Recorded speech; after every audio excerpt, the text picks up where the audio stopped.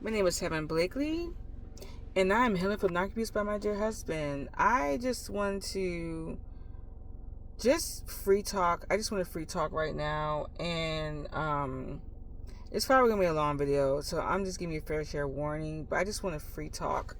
Um, I had over the course a few days, a lot of people pretty much question if this is actually what I really want to do. Is this divorce serious? And I had to explain to them, yes, it is. I feel like you got to keep explaining yourself to people. But honestly, I shouldn't have to keep explaining myself, right? But they were a close family. They were like really, because they could not see the real him, because they would see this fake person. So they were like, there's no way this wonderful guy, there's no way you want to divorce him. And I had to explain to them actually, that just understand that towards my husband put me through so much that my heart is like cement. It's like stone. It's cold and it's nothing there for him. I have no feelings for him. I'm not sexually attracted to him. It's like when he walks by me, he's just a stranger. And again, I have been in a healing journey for quite some time,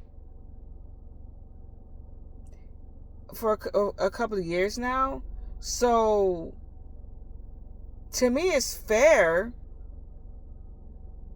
or I can understand why my heart is like that towards him, because the way he treated me, to the point where there's no love left.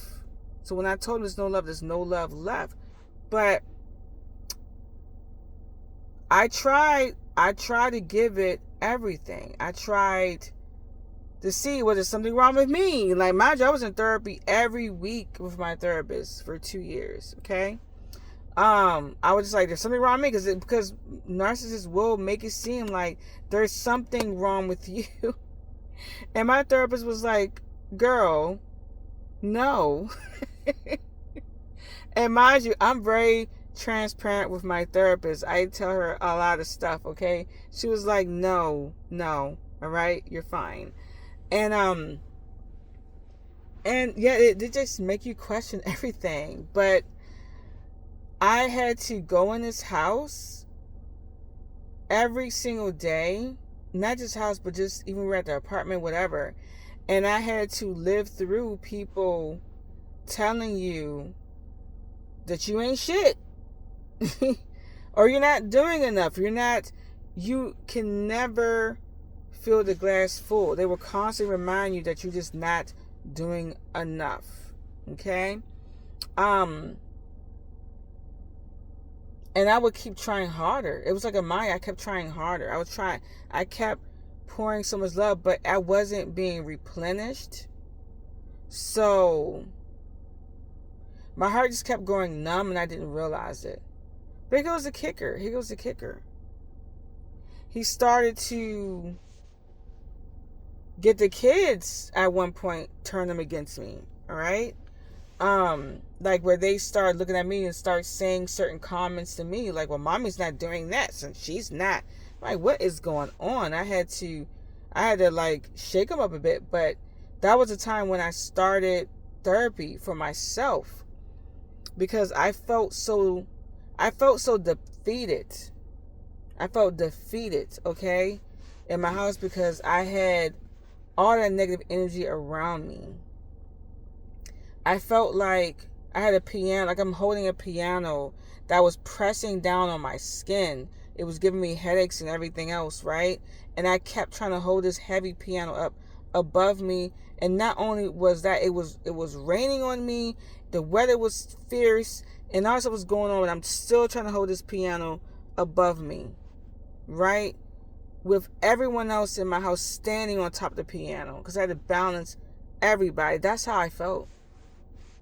That's how I felt. This is the best way I can describe it. I went through a lot, you know. So, and still out of everything, I was like trying to make sure that I did everything to try to save the marriage. I was like, when we were young, we met, we were like in our mid-20s, so I was like, well, let me just see if I can. And don't get me wrong, it wasn't like it I just try to think of every little thing we can do, right? We did therapy, couples therapy, and I was doing my own therapy. So we had another therapist for the couples, right? And even the therapist knew that we had a side conversation, but he knew he was narky because my couple therapist passed away, unfortunately. But when the couples therapist, what he did was he would always validate him and show some sense of admiration, just to encourage him to keep coming to the therapy session. And it was working for a little bit, but it was exhausting because I sat there and I'm like thinking to myself, I have to stay in therapy with this guy for the rest of my life. Is this what I want? And when I sat there and thought about it, I'm like, I don't want to stay in therapy for the rest of my life with a husband.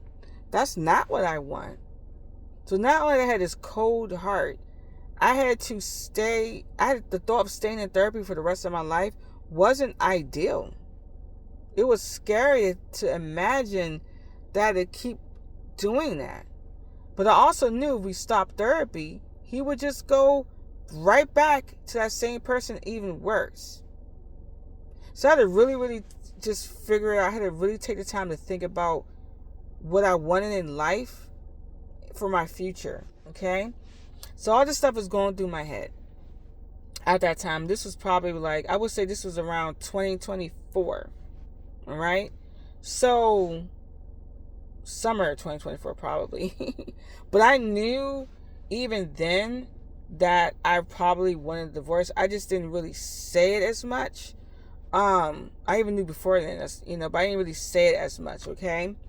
Now, my soon-to-be ex-husband, he pretty much manifested to me, I always say this, he manifested his own divorce. Because he kept saying divorce. Every single couple session that we had, he would start off the conversation, I swear to you, he would say, somebody put that term divorce. And I'm like, he manifests his own divorce. That's what I kept saying. But yeah, he kept saying it. And I'm not going to lie, I was getting anxiety every time he would say that. And I knew he was doing that as a sense of control, you know. But I didn't really want to say that word. I was just there to say, I just want to see where this goes. And that's pretty much what I was showing up for, right? So he would do the homework and run to the therapist and say, yeah, clap your hands. I did exactly what you wanted me to do. But to me, I felt, and I made a comment to my husband one time. I said, I feel like you're doing this stuff to please him and not really please what we got to do for our marriage. And he looked at me like, what? And I'm like, I just feel like it's, what you're doing is not really genuine. Like, and I felt that energy then, and I still do. But anyway, fast forward. Unfortunately, our therapist never made it to the Super Bowl. He passed away. And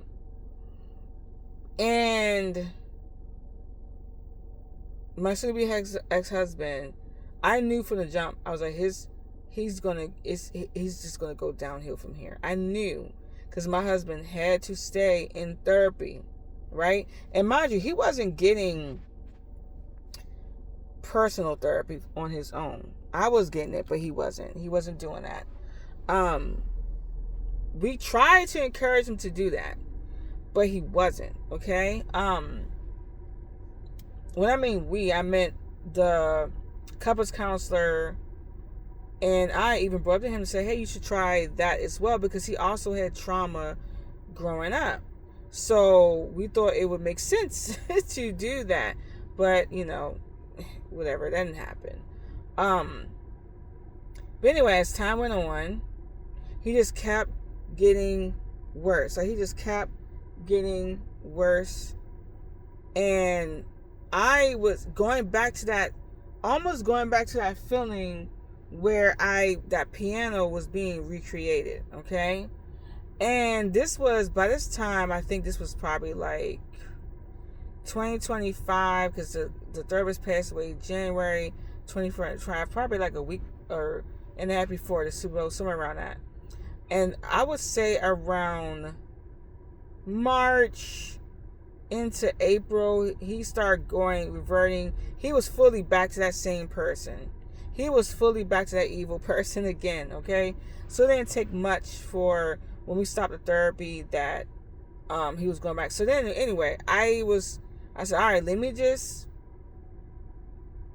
go back to the same therapy business and see if they can schedule me with another therapist for us. And, well, that was a flop, because he started again mentioning divorce. He was like, and he actually said during the therapy session with the new therapist that he didn't want to do this anymore.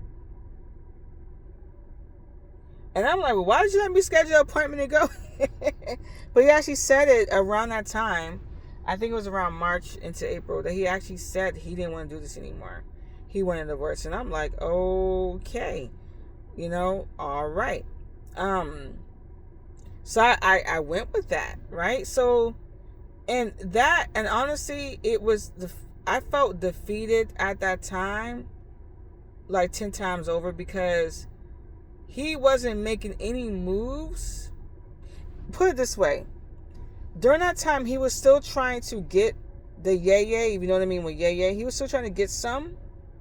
Still trying to get everything from me physically, but was telling the therapist, I don't want to be in so I'm sitting here holding this inside like, dude, you are acting like this, but you're telling her that, like you're doing this, but you're doing that. And I'm sitting here like, I just can't be in this damn marriage anymore. That's pretty much was in my mind. I was like, I got to get out. I was like, I got to go. Right? So he just kept getting worse, just kept getting worse. Now, fast forward to May 2025. Again, kept getting worse. That's when I created Having Blakely's YouTube channel, right? And I was venting because I wanted so much to talk about. I want to document. First, I wanted to document because I knew I wanted to present this to my lawyer, and I'm not the one to keep writing stuff down. I like to talk about stuff. Video, electronics. I'm just not the one to write stuff down. But anyway, so that's when Having Blakely was created, my YouTube channel, and I was able to vent, and it was a part of my healing as well. So when he would flip or whatever, I would go on here and start talking on this channel, okay? So anyway, let me see. Mother's Day came.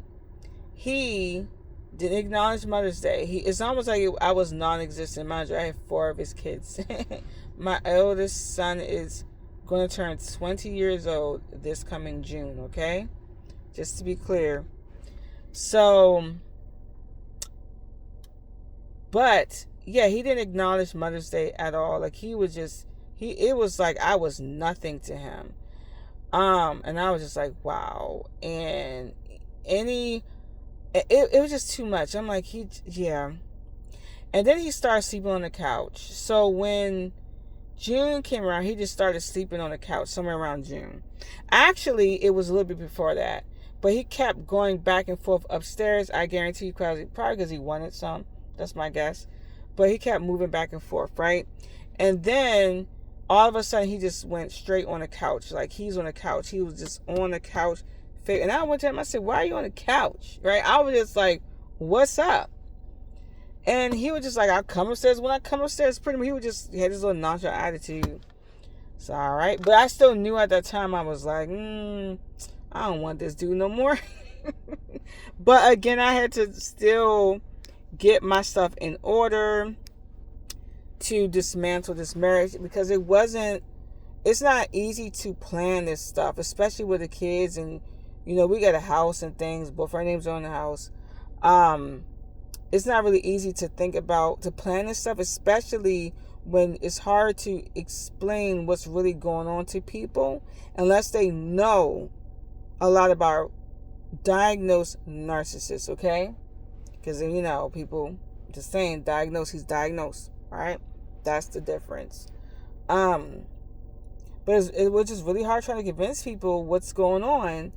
And not every lawyer has experience with narcissistic spouses. So you definitely want to find someone out here who's experienced with that. Okay? So I had to really, I talked to a lot of lawyers. And the money is crazy. All right? It's expensive. But at the same time, you got to think about what's your piece? What does it look like? What does it look like? And to me, I wanted happiness. I wanted freedom. I wanted my control back. I want a loving relationship. I felt like that was stolen from me in the last 20 years, okay? I know it's hard to say it now. You're like, well, you've been married for 20 years. You try to live up to that vow that you had before God, and you try to do what you can to work it out, right? But I felt like, since I know he's a narcissist, he never really truly loved me the way he should have. And I felt like I was never given the opportunity to really pour into him as that person I could have really been had I been loved correctly. That's how I felt. Because I got so much of it inside, and he took advantage of that and just absorbed it from me.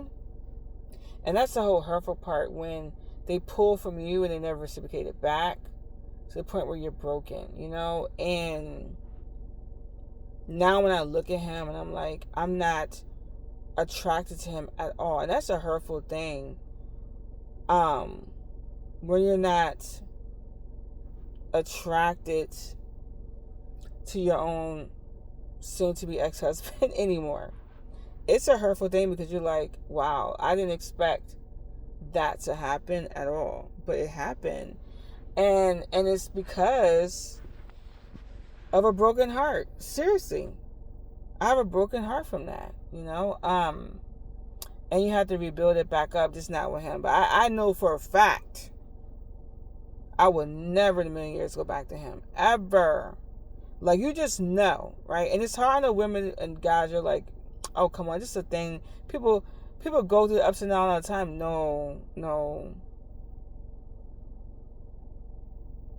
No. Only some women can understand what I'm saying when we say, no, we ain't going back. Because that's how hurt you are. And guys, too. When that woman crazy and they off and they drain, they put you to so much, you're like, you ain't going back. You're not doing it. And that's okay. The kids will be fine. Eventually they'll get over it and they'll move on. It'll happen. It'll be different. They'll be fine. But it's something where I didn't want to have a family that's, I don't know, like a father over there and a mother over there. I didn't want that for myself, because my parents are still married and they're not going anywhere. So I wanted that same thing, but I just knew that I can no longer do that. I couldn't. I couldn't be the person. I couldn't be the wife with him that I could be. I couldn't be the mom to my kids being with him. I couldn't go to work and perform how I want to work being with him. I couldn't be a friend or anything to other people being with him. I was slowly removed from my support system. I had friends that would say, girl, you don't come hang out, you don't do this. And I didn't. I was just going to a box, a shell. Now, I will say this. I do love my quiet time. I love to, because I get stimulated so fast, okay? So I like my little moments. I'll go into the box. I will just go and shut everything, and that's just what I do. But I do sometimes like to go out. I like to talk to people. I like to all of that stuff. I mean, I do like to get into the street sometimes with the public, just not all day. But I was pulled from all that, where I didn't feel good in that. I just didn't feel happy enough to just put myself with other people, because I feel like my energy would bring them down, right? Because you have someone that will constantly devalue and not only that, I don't know if I mentioned in the video, but I had this family doing the exact same thing, and it was hard. It was just hard living like that,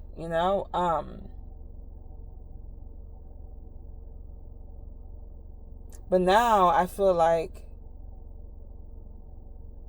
I'm gaining my control back, slowly but sure, but I'm gaining it back, I'm gaining it back. And it feels good. It feels good. I have my ups and downs. I have moments where I am like, what the fudge? Why did I marry this dude? Why? And you're like, why? And then I'm like, well, it happened. Get over it. It's done now. Now what you going to do? And I also have moments where I am freaking scared of, like, if I move on with somebody else, I'm like, are they going to do that same shit to me? I have my moments, So you're kind of like guarded, but I think that's just a natural response. But I also know that I just have to trust the process. I have to trust my intuition. I can't transfer bad energy, You just got to trust your intuition and let God just guide you where you're supposed to go. Yeah. Well, it is quite scary. All of it. But I just keep praying about it. But just know, anyone else out there, if you're going through this, there are people out here who's listening. All right, they do have Facebook groups that you can even subscribe to. Even on social media, they have other little groups that you can talk to other people about what's going on and hear their stories. And if you aren't ready to do something right then and there, at least you can just listen to their stories to get an idea that you're not alone. But I will say this, is that please jump into therapy, because we all know how traumatizing it is. And you got to start somewhere. And start saving money for the lawyer. Because, you may not want to hear it, but it's going to be a point where you're going to have to leave the narcissist, okay? We're going to keep it real. It's going to be a point where you're going to have to do it. So start saving your money. You may say, oh, he's not going to. No, it's going to happen. It always happened like that. Start saving money for the lawyer. Start saving it. And I'm going to say this too. Don't try to pick an argument when you are going through the divorce, okay? Just don't react. Just stay quiet. Because when you start reacting, they will try to gaslight. They will try every little thing. They will try to play victim. They will try to make you change your mind. But you have to remember who he really is and not forget. Because once he start love bombing you again, because he's going to start doing it again, he or she, you may just give in. My soon-to-be ex-husband tried all of that.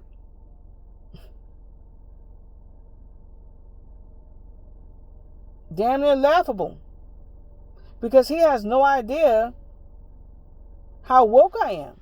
And he tried all of that. So I'm going to end this by saying this to the guys and to the ladies that's going through similar situations, is to seek help. Get therapy. And just know people out here do love you. Don't believe your narcissists. Don't believe them, because what they're saying is not true. It's just for them to gain control.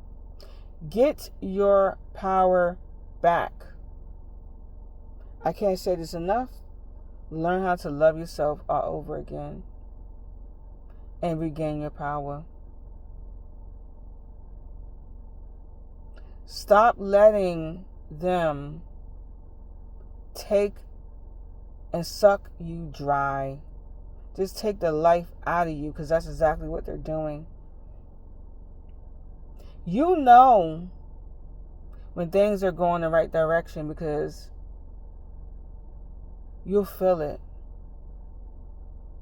And once you feel so good because you start getting control back, you will never want to go back to that. Right now, if you're staying, it's because you're so traumatized and you're confused. But they will never be that person you think they're going to be. They will never be that person. They will never love you truly. So if you stay with them, you have to question if you actually love yourself. Okay? Now, I'm not saying that you scared to be lonely out here. I'd rather be alone than with him. Seriously, I'd rather be alone than with him. But that's all a part of it. But sometimes being lonely is just it's a benefit. Trust the process. Right? But if someone else comes along, great, whatever. But right now, trust the process, okay? It's a whole lot better on the other side. Even at this step where I'm not fully divorced yet, but just knowing that negative energy is going to be removed from my around me. You know what they say, my spirit, for those who are spiritual. But just knowing that part is going to be removed, I'm just excited about that. Okay. So anyway, it's 28 minutes and about 40 seconds. So I'm going to leave it right here. Peace and blessings. And thanks for listening. Bye.